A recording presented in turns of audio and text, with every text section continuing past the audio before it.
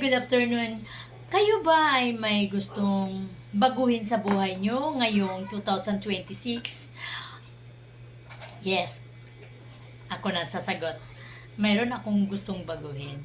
Yung mga mali kong paniniwala ay gustong baguhin. Mga mali kong ginawa ay gusto kong baguhin. At ang mali kong mga paraan at kung anumang mga bagay na hindi ko nagustuhan noong 2025 ay ngayon ay babaguhin ko. Unang-una, magpapasyensya, munawa, magpakumbaba, at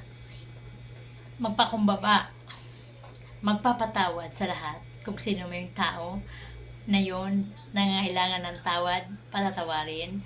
At yung huwag tayong masyadong magmataas. At panglima, yung huli, magbabayad ng utang. Yun lang po. Kaya, yun ang New Year resolution ko sa 2026. Grabe, sana lahat yan ay matupad. Tao lang tayo, kaya wag natin i-perfect kung ano talaga. Kaya lang, gawin na lang natin. Mahirap magsalita. Kaya, thank you very much and magandang hapon mga kapagsiw.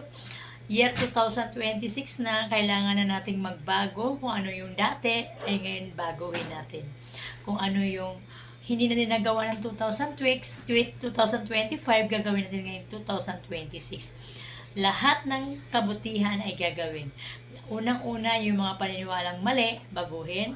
At yung umaasa ka na hindi naman nangyari, syempre, ipagliban yan. Natural, ganun lang talaga. Thank you very much and God bless us. Happy New Year sa ating lahat.